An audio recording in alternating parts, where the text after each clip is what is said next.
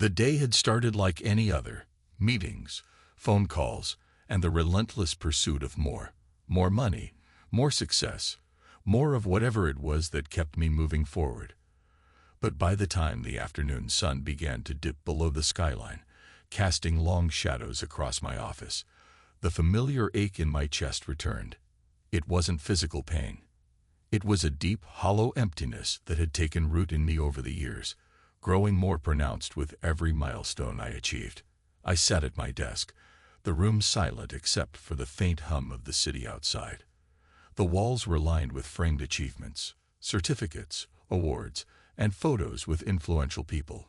They were supposed to be reminders of how far I had come, but today they felt more like accusations, silently asking what it was all for. With a sigh, I leaned back in my chair, staring at the ceiling. The office felt cold and sterile, despite the luxurious furnishings. It was as if the very success I had worked so hard for was suffocating me, wrapping me in a cocoon of isolation. I picked up my phone, scrolling through the contacts list. Hundreds of names. CEOs, politicians, celebrities, people I had met, done business with, or shared a drink with at some gala or another. Yet, as I scrolled, I realized there wasn't a single person I felt I could call just to talk. Not about business, but about life. About the emptiness that gnawed at me every day. Suddenly, the phone rang, startling me. I glanced at the screen. It was Claire, my assistant. I hesitated before answering. "Yes, Claire," I said, trying to keep my voice steady. "Mr. Parker," she began, her tone professional but tinged with concern. "You have a meeting with the board in half an hour. Just a reminder." "I know," I replied, though I had forgotten. "Thanks for the heads up." "Is everything all right, sir?" she asked after a brief pause. Claire had worked for me for years, and she was one of the few people who could sense when something was off.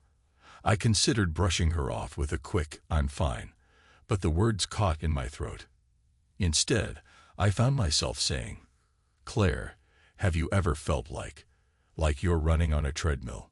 No matter how fast you go, you're still in the same place." There was a long silence on the other end of the line. Finally, Claire spoke, her voice softer now. "I think we all feel that way sometimes, Mr. Parker. But maybe it's not about the running. Maybe it's about figuring out where you want to go." Her words hit me harder than I expected. Where did I want to go? I had spent so long chasing after success that I had never stopped to think about what I was actually trying to achieve. "Thanks, Claire," I said quietly. "I'll be there for the meeting." As I hung up the phone, I couldn't shake her words from my mind. Where did I want to go? I had spent years building this empire, accumulating wealth and status, but it all felt meaningless now.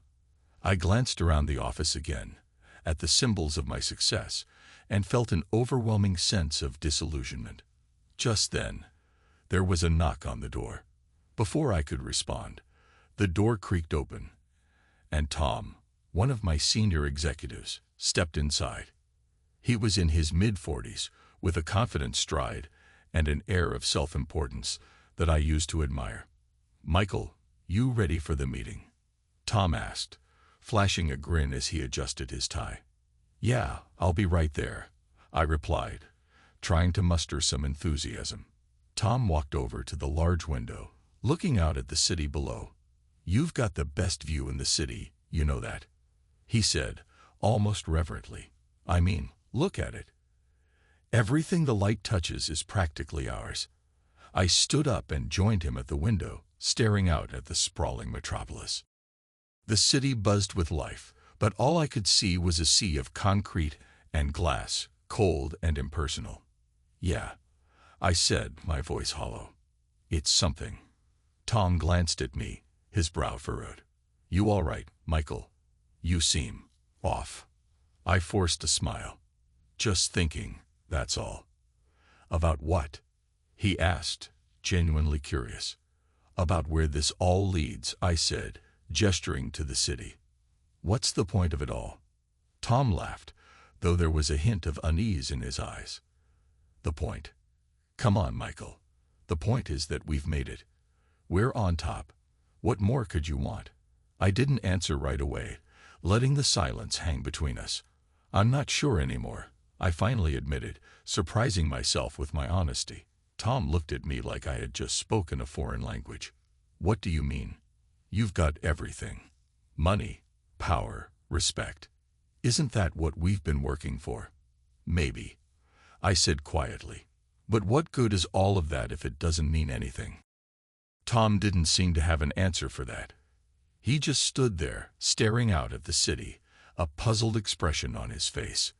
After a moment, he clapped me on the shoulder. Come on, Michael. Let's get to that meeting. Maybe that'll clear your head. I nodded, following him out of the office, but the emptiness inside me only grew. As we walked down the hallway, I couldn't help but wonder if there was more to life than this, more than just chasing after success and finding nothing but emptiness at the end of the road. It had been one of those rare mornings where I didn't have any pressing meetings. I decided to take a walk through the park near my office, something I hadn't done in years. The city was already awake, with people bustling around, yet the park offered a strange sense of calm amid the chaos. The tall trees swayed gently, their leaves rustling in the breeze, and for a moment I allowed myself to relax. As I strolled along the winding path, I noticed a small playground up ahead, filled with children laughing and playing. Parents stood nearby, watching over them with soft smiles. I couldn't remember the last time I had been in a place like this.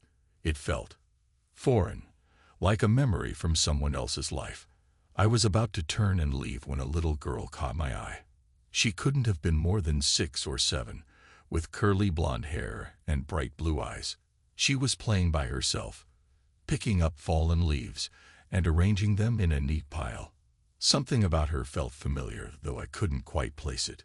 Suddenly, she looked up and saw me watching her. Instead of being shy or scared, she smiled and waved. I hesitated, then waved back, feeling slightly awkward.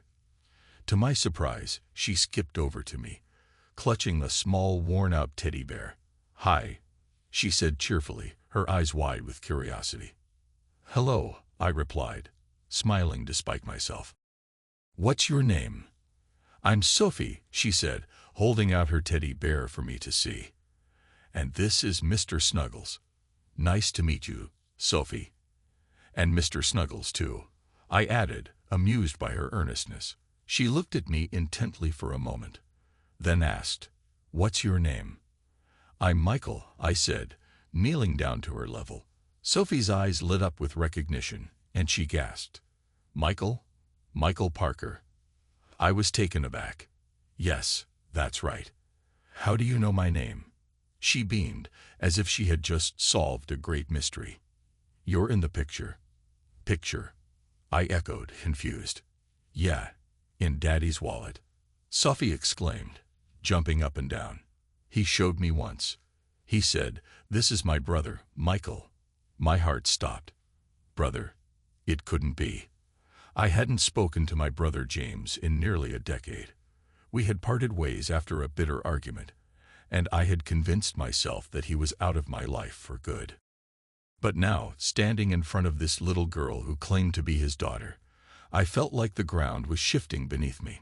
"Your daddy, is his name James?" I asked, my voice barely above a whisper. "Yep, James Parker," she said proudly. "Do you know him?" I nodded, my throat tight. "Yes, Sophie. I know him. He's my brother." Sophie's eyes widened even more, if that was possible. "Really? You're my uncle." The word uncle hit me like a ton of bricks. I had never thought of myself as an uncle, had never even imagined it. But here was this little girl, looking at me with such joy and wonder, as if she had just discovered a hidden treasure. "I guess I am," I said, trying to wrap my mind around it. Sophie clapped her hands together. "Daddy's going to be so happy. He's always talking about you, you know. He says you're really smart, and that you're good at business." I didn't know what to say. My relationship with James had been so strained, so full of anger and resentment, that I had convinced myself he never thought of me at all. But now, hearing this from Sophie, I realized that maybe things weren't as black and white as I had made them out to be. "Is your daddy here, Sophie?" I asked, looking around the park. She shook her head. "No, he's at work. But we come to this park every weekend. Maybe you can come too." I hesitated. The thought of seeing James again after all these years filled me with a mix of fear and hope. Part of me wanted to run away, to avoid reopening old wounds. But another part of me, a part I hadn't felt in a long time, wanted to see him, to know if there was still something left between us. "I don't know, Sophie," I said honestly. "Please." She pleaded, her eyes wide and imploring. "Daddy misses you." "I know he does." I looked into her innocent face, and something inside me cracked. Maybe it was time. Time to face the past, to see if there was still a chance to mend what had been broken. "Okay," I finally said. "I'll come back next weekend. Maybe we can all meet up." Sophie's face lit up with a smile so bright it could have rivaled the sun. "Yay, Daddy's going to be so happy." She gave me a quick hug before skipping back to her pile of leaves, leaving me standing there in a daze. I watched her for a moment longer, then slowly turned and made my way out of the park, my mind racing. As I walked back to my office, I couldn't stop thinking about James. The last time we had spoken, we had said things to each other that couldn't be unsaid. I had been so consumed with my own ambition, with proving myself, that I had pushed him away. And now, after all these years, his daughter had found me in a park and unknowingly opened the door to a past I had tried so hard to forget. When I reached my office, I sat down at my desk, staring blankly at the computer screen. The emptiness that had plagued me for so long was still there, but now it was tinged with something else, an uncertainty, a flicker of hope. For the first time in years, I felt like maybe, just maybe, there was a chance to fill the void. My thoughts were interrupted by the ringing of my phone. I picked it up, still lost in my own head. "Michael?" "It's Claire." My assistant's voice crackled through the receiver. "Yes, Claire," I replied, distracted. "You've got a meeting in 10 minutes with the investors," she reminded me. "Right. Thanks," I said, but I didn't move. "Is everything all right, sir?" she asked, picking up on my hesitation. I took a deep breath. "Claire, do you think people can change? I mean, really change?" There was a pause on the other end of the line. "I think so, Mr. Parker. But sometimes it takes something, or someone, special to make that happen." I nodded, even though she couldn't see me. "Thanks, Claire. I'll be there soon." As I hung up the phone, I knew what I had to do. Next weekend, I would go back to that park. I would see James, and maybe, just maybe, I would find a way to mend the broken pieces of our relationship. The thought both terrified and exhilarated me. But as I stared out the window at the city below, I realized that for the first time in a long time, I wasn't thinking about money or business or success. I was thinking about family. And for the first time, that felt like enough. The week crawled by in slow motion. Every day was filled with the usual meetings, emails, and business calls, but my mind kept drifting back to Sophie and the possibility of seeing James again. By the time Saturday arrived, my nerves were wound tighter than a spring. I couldn't remember the last time I had felt so anxious. I arrived at the park earlier than I had planned, parking my car a few blocks away to give myself time to collect my thoughts. The sky was overcast, with clouds hanging low, as if the universe itself was holding its breath. I walked slowly, hands in my pockets, rehearsing what I might say to James when I saw him. As I neared the playground, I spotted Sophie immediately. She was sitting on a swing, her legs pumping back and forth as she tried to gain height. Her face lit up when she saw me, and she jumped off the swing, running over with an energy that was both infectious and intimidating. "Uncle Michael, you came," she shouted, her voice full of excitement. I smiled, bending down to catch her as she threw her arms around me. "Of course I did. I wouldn't miss it. Sophie grinned up at me, her eyes sparkling. Daddy's here too. He's just over there. She pointed toward a bench on the far side of the playground. My heart skipped a beat as I followed her gaze. And there he was, James. He was sitting with his back to me, dressed in a simple jacket and jeans, watching the children play. His posture was relaxed, but there was a tension in his shoulders that I recognized immediately. It was the same tension I felt every time I thought about the past. "Are you ready, Uncle Michael?" Sophie asked, tugging on my hand. I took a deep breath and nodded. "Yeah, I'm ready." We walked together toward the bench, the sound of children's laughter and the distant hum of traffic filling the air. As we got closer, I felt a wave of emotions, guilt, regret, hope, all crashing together inside me. When we were just a few feet away, Sophie let go of my hand and ran ahead. "Daddy, look who's here," she called out, her voice full of joy. James turned at the sound of her voice, and the moment our eyes met, time seemed to freeze. For a second, neither of us moved. I saw the shock in his face, quickly followed by something else, something I couldn't quite read. "Michael," he said, standing up slowly, as if he couldn't believe what he was seeing. I nodded, swallowing hard. "Hi, James." Sophie looked between us, oblivious to the tension. "Isn't this great, Daddy? Uncle Michael's here." James smiled at her, but it didn't reach his eyes. "Yeah, it's great, Soph." There was an awkward silence as Sophie wandered back to the swings, leaving us alone. I stared at my brother, the years of distance and silence stretching between us like a canyon. James had changed since I last saw him. He looked older, more worn, but there was still that spark in his eyes that I remembered from when we were kids. "I didn't expect to see you here," James finally said, his voice guarded. "I wasn't sure I'd come," I admitted. "But Sophie, she found me last week. Told me about you." James sighed, rubbing the back of his neck. "She's a persistent kid. Once she gets an idea in her head, there's no stopping her." "She's a great kid," I said, glancing over at Sophie. "You've done a good job with her." James nodded, his expression softening slightly. "Thanks. She's my world, you know." I nodded, feeling a pang of something I hadn't felt in a long time. Envy. "I can see that." Another silence fell between us, this one heavier than the last. I knew I had to say something, to break through the wall that had built up over the years, but I didn't know where to start.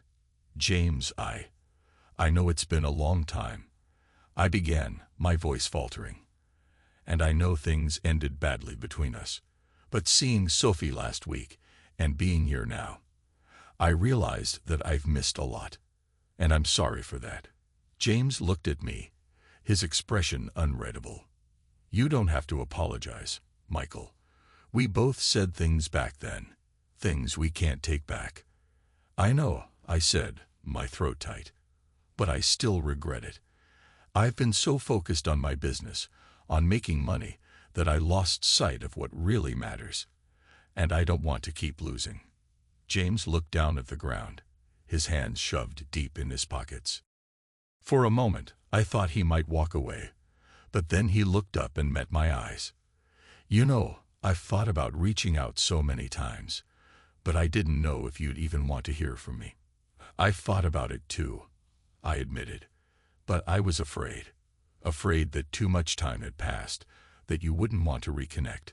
James sighed, running a hand through his hair. "We were both stubborn, weren't we? Too proud to admit we were wrong." "Yeah, we were," I agreed, a small sad smile tugging at my lips. "But maybe it's not too late to fix that." James studied me for a long moment, and I could see the wheels turning in his mind. Finally, he nodded. "Maybe it's not." A sense of relief washed over me, and I felt the tension in my shoulders ease. "Do you want to grab a coffee? Maybe talk some more?" James hesitated, then nodded again. "Yeah, I think that'd be good."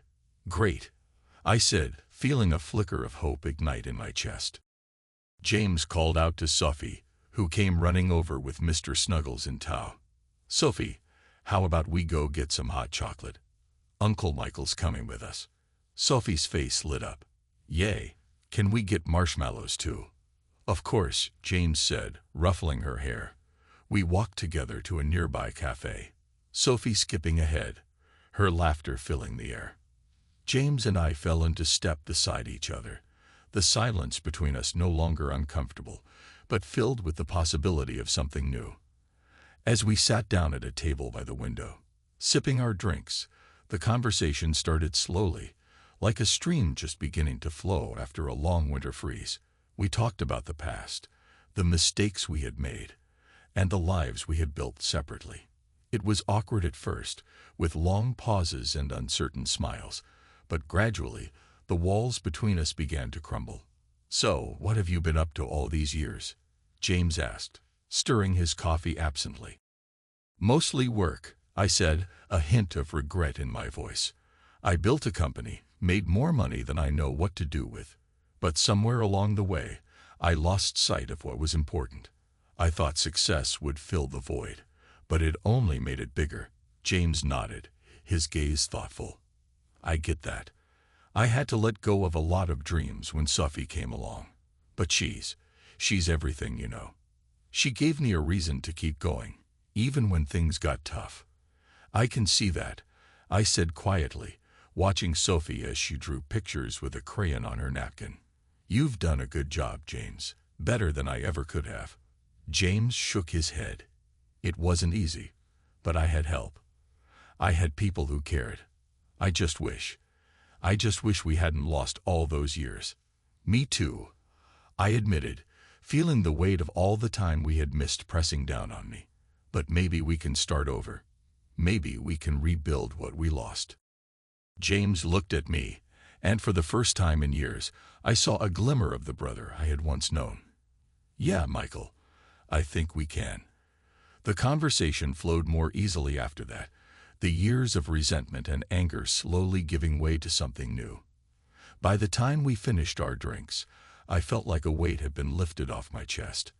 As we walked back to the playground, Sophie chattered happily about her drawings and the marshmallows in her hot chocolate, oblivious to the significance of the moment. But I knew that something had shifted between James and me. It wasn't perfect, and it wouldn't be easy, but we had taken the first steps toward reconciliation.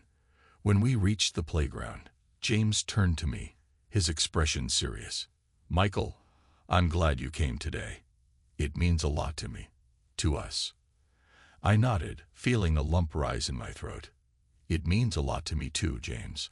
I'm glad we're starting to find our way back." James smiled, a genuine smile that reached his eyes. "Me too."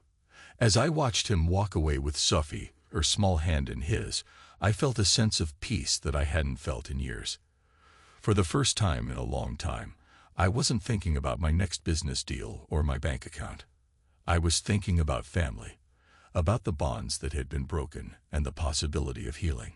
And for the first time, I realized that maybe, just maybe, I wasn't as lost as I had been. The days following my reconciliation with James felt like the beginning of something new, something important. For the first time in years, I wasn't focused solely on the next business deal or the balance sheet. Instead, I found myself thinking about the future in a different way, about what kind of legacy I wanted to leave behind. The idea had been gnawing at me ever since our conversation over coffee. I realized that despite all the wealth I had accumulated, it felt meaningless without a purpose that extended beyond myself. It was during one of our weekly meetups at the park when James brought up an idea that would change everything. "Do you remember the old community center on Elm Street?" James asked casually as we watched Sophie play on the swings. I nodded, memories flooding back. The old brick building had been a central part of our childhood, a place where we spent countless hours playing basketball, attending summer camps, and even volunteering as teenagers, but the years hadn't been kind to it. And last I heard, the center was barely hanging on, with most of the facilities in disrepair. "Yeah, I remember. We practically grew up there," I replied, a hint of nostalgia in my voice. Why do you ask? James hesitated for a moment, as if unsure whether to continue. Well, I've been thinking about it a lot lately. It's still there, you know, but it's falling apart. The city doesn't have the funds to keep it running, and they're thinking about shutting it down. I felt a pang of sadness. The community center had been more than just a building. It had been a place of refuge, a safe space for kids like us who needed somewhere to go after school. The thought of it being closed down was disheartening. That's a shame, I said, shaking my head. That place meant a lot to us. It did, James agreed. And it still means a lot to a lot of people in the neighborhood. I've been thinking, what if we did something about it? I turned to him, curiosity piqued. What do you mean? James glanced at me, his eyes filled with a determination I hadn't seen in years. What if we helped fix it up? I'm not talking about just donating money, but actually getting involved, restoring it, bringing it back to life. We could turn it into something even better than it was before, something that could really make a difference in the community. The idea struck me as both ambitious and inspiring. I hadn't thought about the community center in years, but now that James had brought it up, I could see the potential. It was more than just a building. It was a symbol of what we could accomplish together, of how we could give back in a meaningful way. That's a great idea, James, I said, feeling a spark of excitement. I'm in. James smiled, visibly relieved. I was hoping you'd say that. I've already started talking to some people in the neighborhood, local contractors, volunteers. They're willing to help, but they need funding. And well, I can't do it alone. I nodded, understanding the unspoken request. You've got my full support. I'll cover whatever costs are needed, and I'll help with the planning and anything else. Let's make this happen. Over the next few weeks, James and I dove headfirst into the project. We met with city officials, secured permits, and organized a fundraising event to gather additional support from the community. The response was overwhelming. People from all walks of life came forward to lend a hand, from skilled tradesmen to local business owners, all eager to see the community center revived. As we worked together, side by side, something remarkable began to happen. The awkwardness that had lingered between us since our reunion started to fade. Conversations flowed more easily, laughter became more frequent, and we found ourselves reminiscing about the past, sharing stories that had once been too painful to revisit. One evening, as we were wrapping up a meeting with the project team, James and I lingered in the community center's main hall. The building was still a long way from being finished, but the progress was undeniable. Fresh paint adorned the walls, new flooring was being laid, and the gymnasium was beginning to look like its old self again. James leaned against the wall, a satisfied expression on his face. You know, I wasn't sure how this would go, he admitted. I thought maybe we'd end up fighting again, or that you'd lose interest once the novelty wore off. I chuckled, shaking my head. I guess I wasn't sure either. But this feels right. It's different from anything I've ever done. For the first time in a long time, I feel like I'm actually doing something that matters. James nodded, a thoughtful look in his eyes. You are, Michael. We are. And it's not just about the building. It's about what it represents. We're creating something lasting, something that'll outlive us. I looked around the hall, imagining the laughter of children, the chatter of parents, the energy that would fill this space once it was complete. You're right, I said softly. This is more than just a project. It's a legacy. We stood there in silence for a moment, both of us taking in the significance of what we were doing. The community center had once been a place of joy and safety for us, and now we were giving that gift back to others. It was as if the act of rebuilding the center was also rebuilding the bond between us. As the weeks turned into months, the project took on a life of its own. Word spread quickly, and soon we had more volunteers than we knew what to do with. Local businesses donated materials, artists offered to paint murals, and even the children in the neighborhood got involved, planting flowers, and helping where they could. The energy was infectious, and every day brought new progress, new hope. One afternoon, as we were finishing up a meeting with the volunteers, I found myself alone with James again. We had just finalized plans for the grand reopening, which was set for the following month. The excitement was palpable, and I couldn't help but feel a sense of pride in what we had accomplished together. "James," I began, my voice more serious than I intended. "I just want to say thank you for bringing me into this, for giving me a chance to be a part of something that actually matters." James smiled, a warmth in his eyes that hadn't been there before. "You don't have to thank me, Michael. I should be the one thanking you. Without your help, this never would have happened. But more than that, I'm glad we found our way back to each other." "Me too," I said, my throat tightening with emotion. It's more than I ever expected." James clapped me on the shoulder, his touch reassuring. "We're not done yet, but when this place opens, it's going to be amazing. And we'll be there, together, to see it happen." As we walked out of the community center that evening, the sun setting behind us, I realized that the emptiness I had felt for so long was beginning to fade. In its place was something new, something far more valuable than money or success. It was the feeling of being connected, of being part of something bigger than myself. For the first time in years, I felt like I was finally building a legacy that mattered, a legacy not of wealth, but of love, service, and the power of family.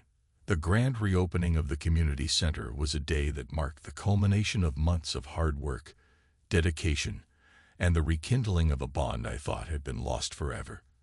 As I stood outside the newly refurbished building, surrounded by a crowd of smiling faces, I couldn't help but feel an overwhelming sense of pride and fulfillment.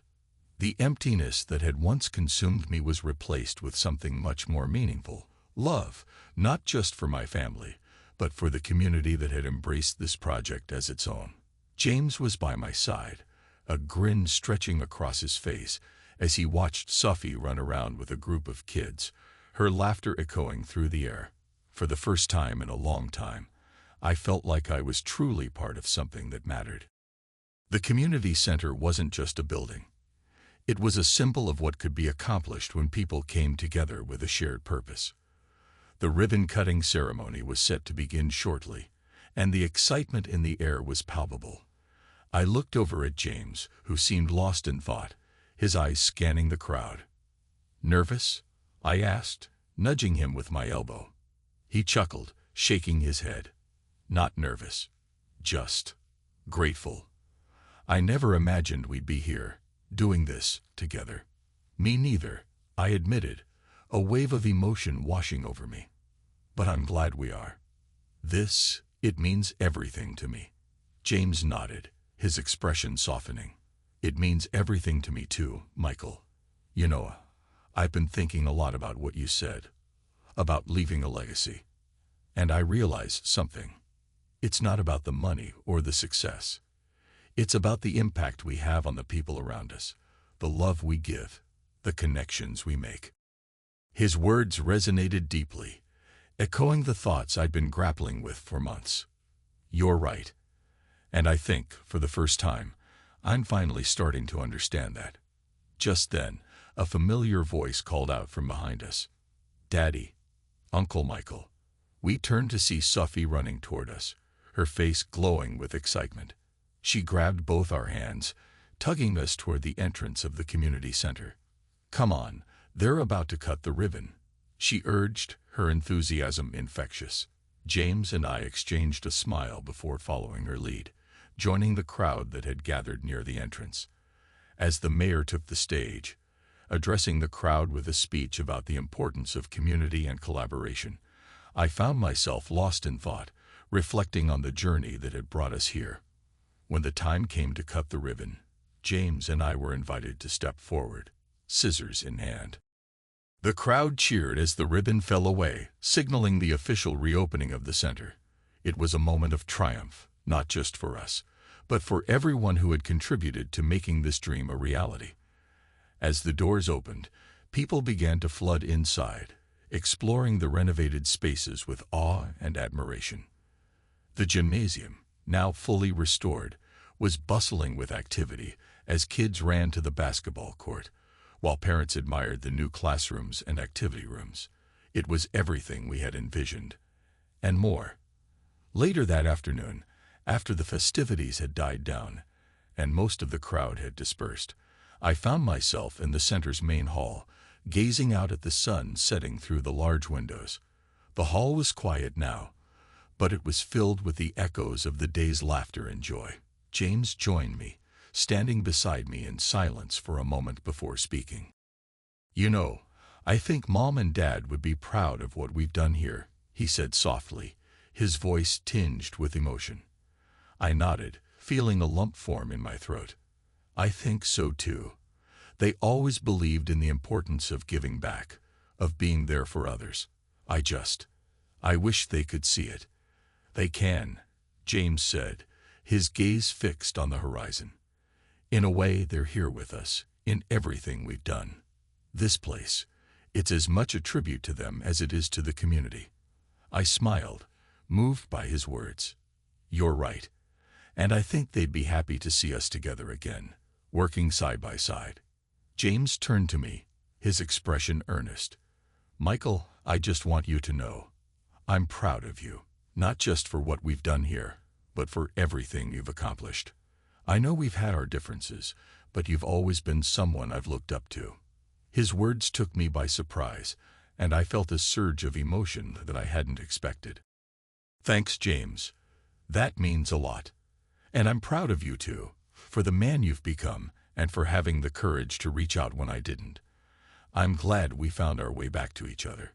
We stood there for a while longer, watching as the last rays of sunlight bathed the hall in a warm, golden glow.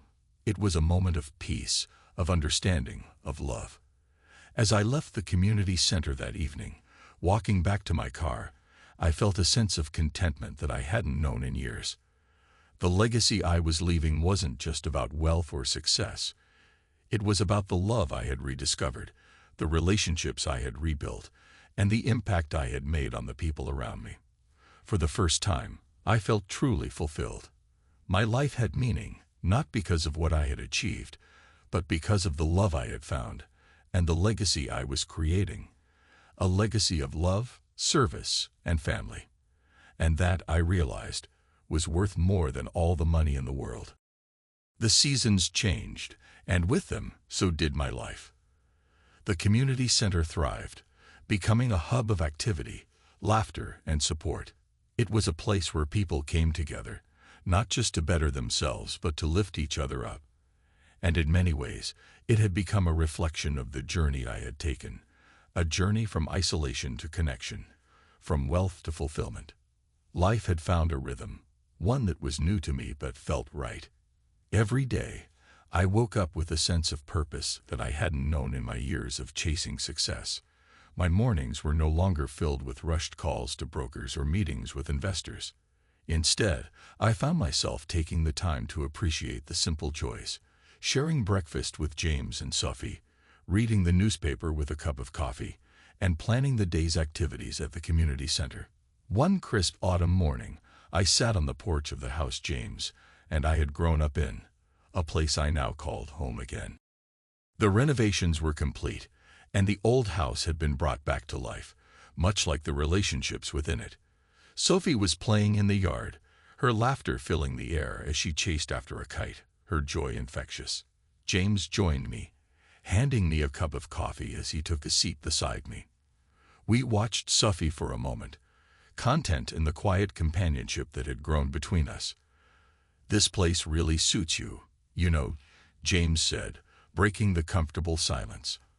I smiled, taking a sip of my coffee. "It's strange, isn't it? I spent so many years running away from here, convinced that I needed to be out there, making a name for myself, building an empire. And now it feels like this is where I was always meant to be." James nodded, a knowing look in his eyes. "Sometimes we have to leave to appreciate what we had all along. You've done incredible things, Michael, but I think the best thing you've ever done is coming back." His words resonated deeply, and I found myself reflecting on the path that had led me here. I'm starting to realize that too. For so long, I equated success with money, with power, with recognition. But now I see that real success is measured in the love we give and the connections we build. James smiled, a warmth in his expression that mirrored the one in my heart. You've made a difference, not just in the community, but in our lives. Sophie looks up to you like a second father, and I'm just glad to have my brother back. I looked at him, emotion welling up in my chest. I'm glad to be back. I missed you, James. I missed this. James reached out, placing a hand on my shoulder. I missed you too, Michael. And I'm proud of the man you've become. Not the millionaire, but the brother, the uncle, the friend. That's the legacy you're leaving behind. We sat there for a while longer, watching as Sophie's kite soared higher and higher, carried by the gentle breeze. It was a simple moment, but it was one that encapsulated everything I had come to cherish: family, love, and the quiet fulfillment of knowing that I was exactly where I was meant to be. As the day wore on, we made our way to the community center for the afternoon activities. The place was bustling with energy, kids playing basketball in the gym, a group of elderly women knitting in the lounge, and volunteers setting up for the evening's charity event. It was a place of connection, of purpose, and it filled me with a sense of pride that no business deal ever could. While I was helping to set up chairs in the main hall, Sophie came running over. Her face lit up with excitement. "Uncle Michael, guess what?" "What is it, kiddo?" I asked, smiling at her enthusiasm. "I won a prize in school today for my essay." "It was all about the community center and how it helps people," she said, her eyes shining with pride. "That's amazing, Sophie. I'm so proud of you," I said, kneeling down to give her a hug. "What did you write about?" She beamed, clearly eager to share. "I wrote about how the community center is a place where everyone can feel safe and happy. I talked about how you and Daddy worked so hard to make it a special place for everyone, and how it's like a big family." Her words touched me deeply, and I felt a lump form in my throat. "That's a beautiful essay, Sophie. You've captured exactly what we hoped this place would be." She grinned, clearly pleased with herself. "I couldn't have written it without you, Uncle Michael. You've taught me that helping others is the best thing we can do." I hugged her again, feeling a surge of love and gratitude. "You're right, Sophie. And you've taught me just as much about what really matters in life." As the evening drew to a close and the community center began to empty out, I stood by the entrance, watching as people said their goodbyes and made their way home. There was a sense of contentment in the air, a shared understanding that we had built something special, something lasting. James walked up to me, his hands in his pockets, a satisfied smile on his face. "Another successful day," he said, glancing around at the now quiet hall. "Yeah," I agreed, feeling the deep sense of fulfillment. "It feels good, doesn't it? Knowing that we've made a difference." "It does," James said, nodding. "And it's all because you decided to take that first step, to reconnect, to build something meaningful. You've changed your life, Michael, and ours." I looked at him, emotion welling up inside me. "I couldn't have done it without you, James. You were the one who reached out, who gave me a second chance. And I'm forever grateful for that." James smiled, his eyes reflecting the bond we had rebuilt. "We did this together, Michael, and that's what family is all about." As we left the community center and headed home, the cool night air filled with the sounds of crickets and the distant laughter of families, I realized that I had finally found what I had been searching for all along. It wasn't in the boardrooms or the bank accounts.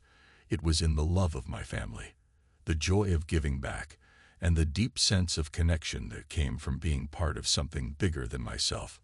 My life was fulfilled, not because of the wealth I had accumulated, but because of the legacy of love I was leaving behind.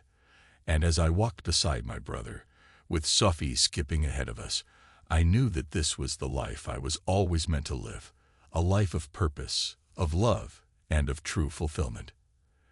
As the year drew to a close, the community center buzzed with the anticipation of the New Year's Eve celebration. It was a testament to how far we had come, transforming not just a building but our lives and the lives of countless others. The space was adorned with festive decorations, and the air was filled with a sense of hope and renewal. I stood at the entrance of the center, taking in the vibrant scene before me. Volunteers were busy setting up tables, hanging streamers, and arranging snacks.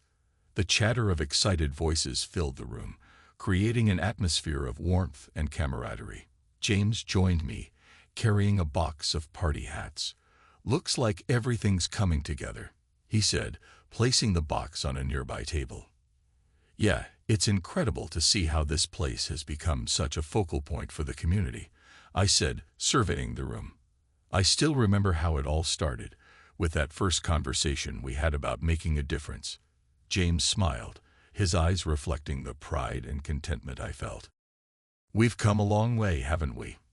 And it's all thanks to the people who've come together to make this place what it is." Just then, Sophie bounded over, her excitement palpable. "Uncle Michael, Daddy, look at all the decorations. It's going to be so much fun." Her enthusiasm was contagious, and I couldn't help but grin. "It looks amazing. Sophie, you've been such a big help with the preparations. I can't wait for the countdown," Sophie said, bouncing on her toes. "And the fireworks. Do you think we'll be able to see them from here?" James ruffled her hair affectionately. "We'll definitely have a great view. We've got a prime spot for the fireworks, right outside." As the evening progressed, more people arrived, filling the community center with laughter, music, and the clinking of glasses. I took a moment to reflect on the journey that had led me here. My life had transformed in ways I could never have anticipated. The emptiness I had once felt had been replaced with a deep sense of connection and purpose. Around midnight, as the countdown began, I stood beside James and Sophie, looking out at the crowd of friends, neighbors, and new acquaintances who had become like family. The anticipation in the room was palpable, and as the clock ticked closer to the new year, I felt a surge of emotion. 10, 9, 8. The crowd chanted together, the excitement building. I glanced at James, who was grinning widely. "Can you believe how much has changed in just a year?" I asked, my voice filled with wonder. James nodded, his eyes reflecting the same sense of awe. "It's incredible. I never imagined that we'd be here, celebrating with so many people who have become such a big part of our lives." 5, 4, 3. The countdown continued, and I turned to Sophie, who was bouncing with excitement. "Ready for the new year?" I asked her. "Yes, I hope it's the best year ever," she replied, her eyes shining with optimism. 2, 1. Happy New Year. The room erupted into cheers and applause as confetti rained down from above. I joined in the celebration, feeling a profound sense of joy and fulfillment as I looked around at the people who had come to mean so much to me. After the initial excitement, the crowd began to settle down, and I found myself standing with James and Sophie on the balcony, watching the fireworks light up the night sky. The colors and patterns were spectacular, reflecting the vibrancy of the new beginnings we were celebrating. "This is beautiful," I said, taking in the view. "It's like the sky is celebrating with us." James nodded in agreement. "It's a perfect end to a transformative year, and a great way to start the next chapter." Sophie looked up at the sky, her face illuminated by the fireworks. "I'm so glad we got to do this together. It feels like the beginning of something amazing." I put my arm around her and James, feeling the deep sense of gratitude. "It is, Sophie. It's the beginning of a new chapter, one filled with hope, love, and endless possibilities." James smiled, his expression reflecting the same sentiment. "Here's to new beginnings, Michael. To family, to community, and to all the incredible moments that lie ahead." I raised my glass, joining in the toast. To new beginnings and the journey ahead. As the fireworks continued to light up the sky, I felt a renewed sense of hope and excitement for the future. The past year had been a journey of rediscovery, reconciliation, and transformation. It had taught me that true fulfillment comes not from wealth or success, but from the love we give, the connections we make, and the impact we have on others. With James and Sophie by my side, and the community center thriving as a beacon of hope and unity, I knew that the future was bright. The new year was not just a new chapter, it was a promise of endless possibilities, of a life filled with purpose, love, and the joy of meaningful connections. As we stood together, watching the final bursts of fireworks illuminate the night sky, I couldn't help but feel a profound sense of contentment. This was the life I had always wanted, and it had finally become a reality. The new beginning was not just a date on the calendar. It was a reflection of the journey I had undertaken and the beautiful future that lay ahead.